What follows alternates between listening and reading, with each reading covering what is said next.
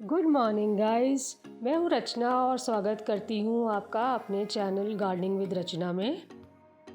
तो फ्रेंड्स, आज मैं जिस बारे में आप लोगों के साथ डिस्कस करने वाली हूँ कि हमारे गुड़हल के पौधे में जैसे ही कलियों का सीज़न आता है और कलियाँ बनने लगती हैं और बनने के बाद वो पीली हो के झड़ने लग जाती हैं, पत्तियाँ पीली हो के झड़ने लग जाती हैं।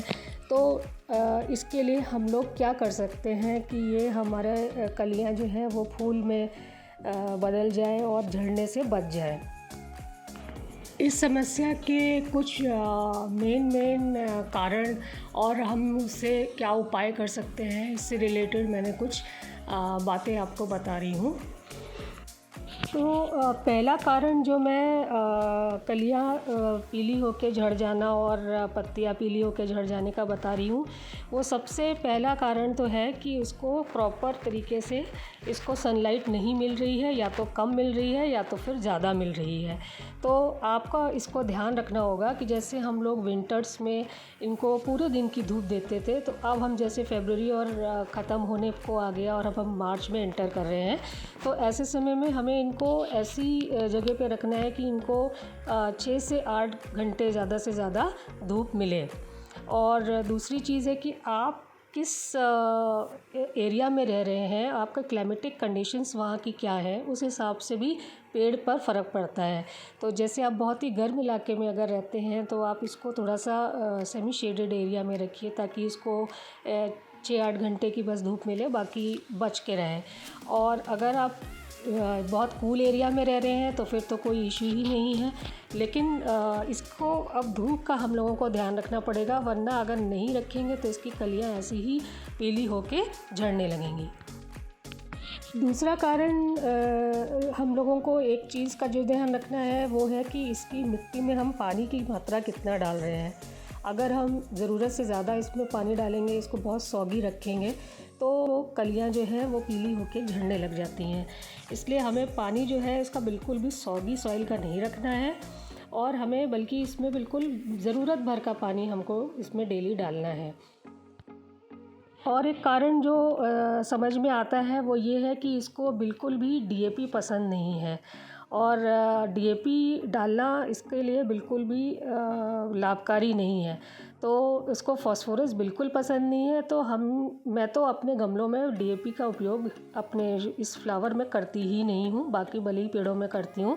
इस फ्लावर में मैं बिल्कुल भी डीएपी नहीं डालती हूँ। आप दूसरे खाद डालिए, जैसे कि पोटाश डालिए, थोड़ा आप एक मुट्ठी चूना डाल दीजिए उसमें, या फिर आप बनाना कवर का जो लिक्विड बनाते हैं उसको सड़ा के जो बनाते हैं, वर्मी का जो आप लिक्विड बनाते हैं, ये सब चीज़ें आप इसमें डाल सकते हैं, बट डीएपी आपको बिल्कुल ही अवॉइड करना है।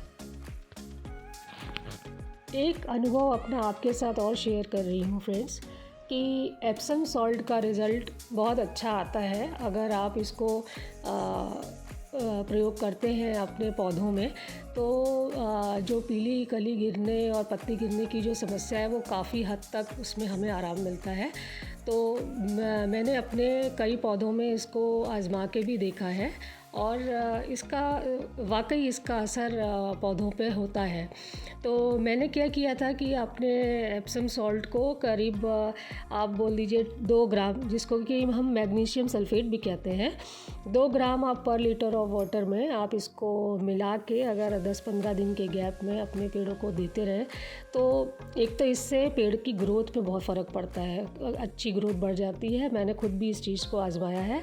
और दूसरा, इसकी जो पीली कली और पीली पत्ती वाली जो समस्या है उस पे भी बहुत अच्छा असर पड़ता है।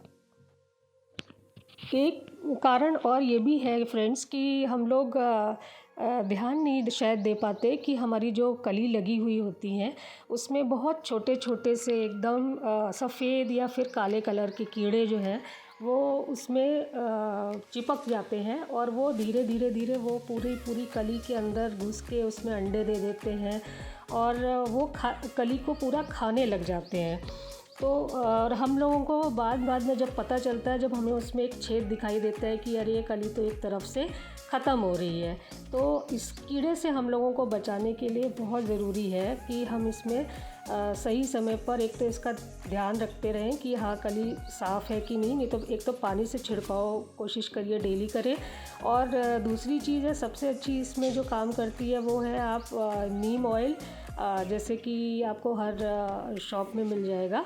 नीम ऑयल ले लीजिए 3 ml पर लीटर ऑफ वाटर में, और उसमें हैंड वॉश की आप 1 ml कुछ बूंदें मतलब डाल लीजिए और दोनों को अच्छे से मिला के आप उसका छिड़काव, उसको स्प्रे जो है वो कलियों पे, स्पेशली कलियों पर आप उसको हर वीक में 2 बार 3 बार इस तरीके से देते रहिए और रेगुलर उसको नज़र उसमें रखिए कि उसमें कोई कीड़ा लग रहा है कि नहीं लग रहा है। और जैसे ही आपको लगे कि हाँ इसमें कीड़े लग रहे हैं तो आप स्प्रे शुरू कर दीजिए।